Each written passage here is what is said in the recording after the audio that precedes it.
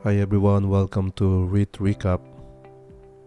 Sa Call Research REIT Snapshot, ang kanilang top pick ay AREIT, Citicore, saka RCR. Ang AREIT investment highlights nila ay all office assets are FESA accredited, best-in-class sponsor with long growth runway, has the potential to add 750,000 square meters of PSE accredited office space based on ALI's current portfolio. Ang Citicore naman highlights nila ay high growth potential through acquisitions funded by the proceeds from the IPO, tenants supported by reliable operations, and attractive offtake contracts.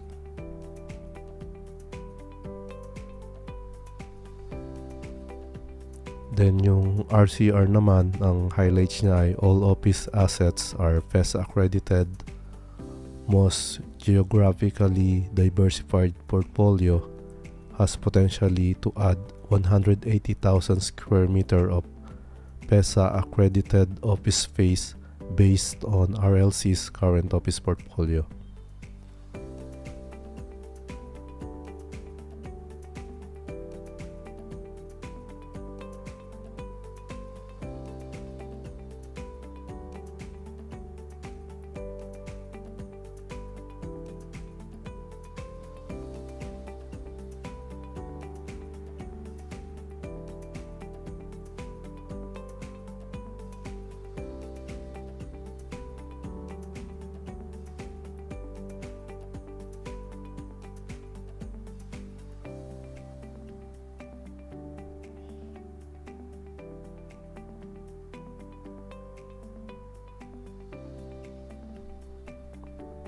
Check naman natin ang property sector pati yung REIT support and resistance.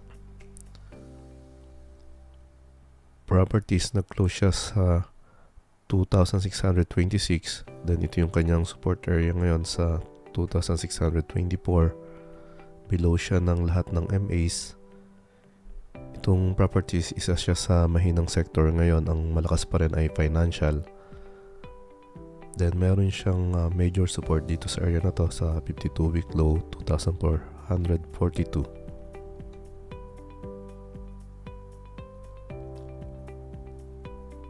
AREIT or Ayala, nag-resist siya dito sa 200 MA sa 34.68, nag-close siya sa 34.55. Above siya ng 50 MA. Then may support din siya dito sa area na to sa 32.45.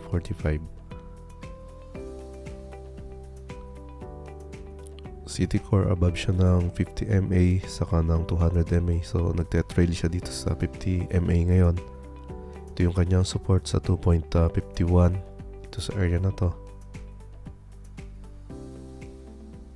Then ang kanyang second support or major support dito sa area na to sa 2.42.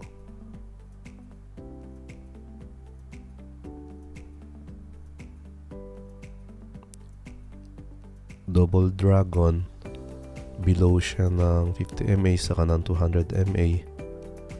So may resistance siya dito sa area na to sa 1.34, pati dito sa 1.40 area.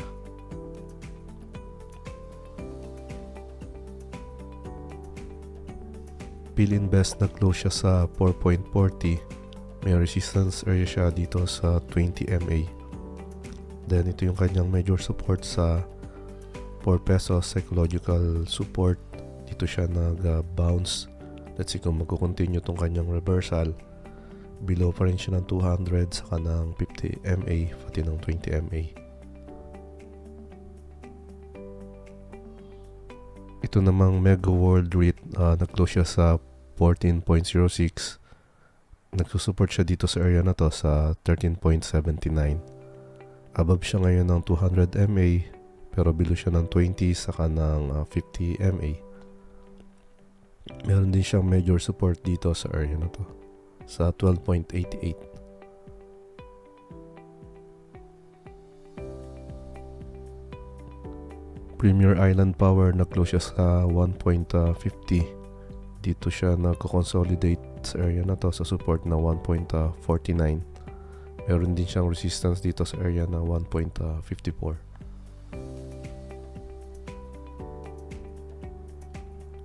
Robinsons, nag-close siya sa 5.75. Ito yung kanyang major support sa 5.50. Meron din siyang minor support dito sa area nito pero nag-overshoot siya. So mas magandang ito yung support area natin, itong 5.50 area. Then meron siya mga minor resistance dito sa 50 MA or dito sa 5.85.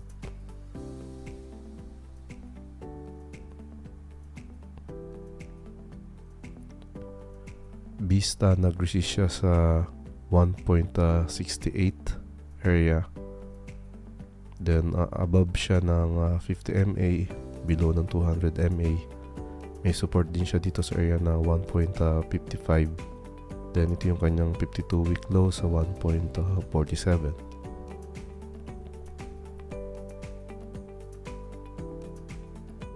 I-compare naman natin ang mga REITs sa topic ng ColFinancial sa AREIT, Citicore, sa RCR, pati yung property sector.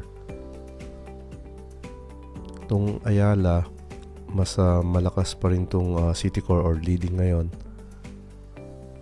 Ababang Ayala sa RCR saka sa property sector.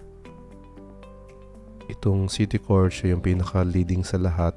Above siya sa Ayala, RCR saka sa properties. Itong Double Dragon, bali close siya sa Ayala. Then nasa below rin siya ng Citicore. Then above siya sa properties saka sa RCR. So malakas din tong Double Dragon. Fininvest, below siya lahat ng top pick ng ColFinancial saka ng sector. Ito namang Megaworld, above siya ng RCR saka ng properties. Premier Island Power, bali below siya ng REIT ng Ayala saka ng RCR pati ng Citicore. Then almost same siya ng properties. Itong Robinson, below siya ng Ayala saka ng Citicore. Then almost same siya ng properties. Vista, above siya ng properties saka ng RCR pati ng Ayala. Pero above yung Citicore, so Citicore ang pinakamalakas ngayon. So yun lang guys, sana nakatulong ulit ito sa inyo. More blessings to us, happy trading and God bless. Thank you for watching guys.